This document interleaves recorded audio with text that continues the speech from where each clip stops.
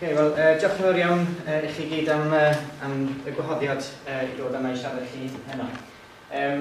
So I'm going to spend just a brief amount of time here talking about the energy situation in Britain, in Wales, and just some background information about the different types of unconventional gas that may well be extracted here in Wales in the near future.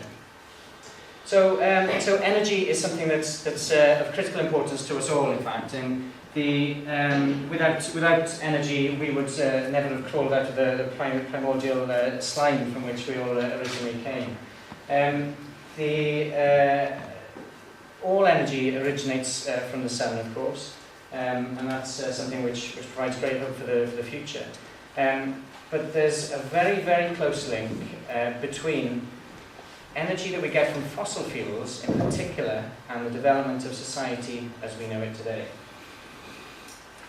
So here you can see a graph which shows very clearly that there's the link between the economic performance of global society and the energy extracted from, well, this is almost entirely from fossil fuels. So it's not far off a one-to-one relationship. And where the amount of energy used decreases, then you see a concomitant decrease in economic performance.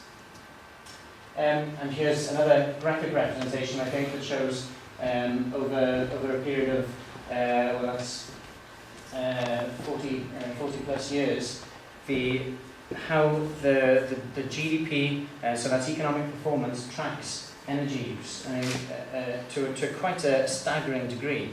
If you look at almost any graph where there is a degree of similarity between two factors, then it would be very difficult to find one which had a greater similarity than that graph there. So you can see some graffiti here, energy crisis and the party's almost over. Well, it's a really big deal what happens with our energy future, because we are coming to a situation where the stocks of fossil fuels that remain are becoming more expensive because they're harder to extract, there are fewer of them, and the large fossil fuel reserves, they're the ones that always get tapped first.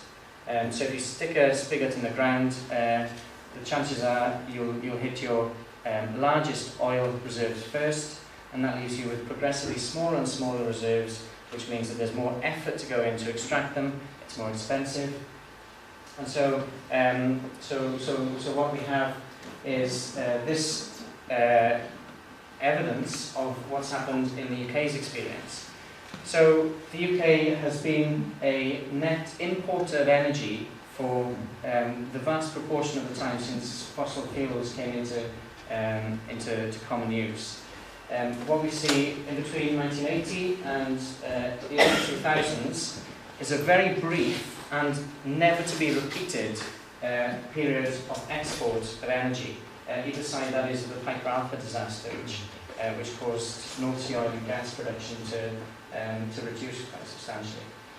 I say never to be repeated. That's almost certainly true, but I think we can, with some degree of confidence, say that in the future there will be a large degree of interconnectedness between different countries, which will mean that these import and export figures will, to some degree, become less relevant. But the reasoning to have energy security, I mean, this is a great example of it. We're heading right back up to 50% of energy imports, and that means that we're highly dependent on Qatar for imported gas, on Norway for pipeline gas, and on certainly Saudi Arabia and other oil-producing countries for our oil. So that might all be a really good argument for exploiting all the indigenous resources that we have at our disposal, including fossil fuel resources, if we didn't have this thing called climate change. Now on Friday there's going to be the Intergovernmental Panel on Climate Change is going to be reviewing and publishing its latest findings on the science behind climate change. Climate change is going to have a dramatic effect on us all. It's already having an impact on us, And this is one of the principal reasons why we can't allow new exploitation of fossil fuels in Wales. And it's why Friends of the Earth Cymru is campaigning to say that there should be no new extraction of fossil fuels in Wales, and there should be no new fossil fuel electricity generating infrastructure in Wales. Of course, it's not just about Wales. So there are parts of Wales where it's going to become more of a problem than others, and particularly in terms of sea level rise, coastal flooding and riverine flooding. There are parts of Gwynedd in particular, parts of Conwy in particular, and also, of course, areas, low-lying areas, Cardiff and Newport, that are going to be affected by climate change. But it's countries like Bangladesh which are really going to feel the pinch. The climate change will have a disproportionately significant impact on those people who are least prepared and able to deal with it. So it's going to have a disproportionately huge impact on poorer communities, not just overseas, but here in Wales too.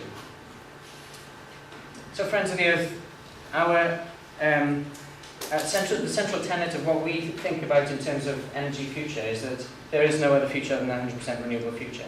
And it's impossible for anyone to argue against that, because fossil fuels, by their very nature, they're either going to run out or they're going to become too expensive to extract. Uranium is certainly, in terms of the good quality uranium that you can use for nuclear reactors, there's a limited supply. So there is no other future than a 100% renewable future. And what we say is, well, if there's no other future than that future, let's get there as quick as possible, because I don't know of many economic success stories in terms of countries that have got that way by lagging behind. And if you look at the examples that we have in Europe today, Denmark, Germany in particular, these are the ones that have been pushing the boundaries in terms of renewables, and, well, what do you know, they're the ones which also have survived and bounced back from the economic recession remarkably well. And we need to get there ASAP. Okay, so we saw that graph of imports and exports, but what does it mean to us in tangible economic terms? Well, this is what it means, is that we're spending an increasing proportion of the British national income on importing fuel from elsewhere. So that, while that might make the pension funds in Norway very happy, it might make the oil barons of Saudi Arabia very happy.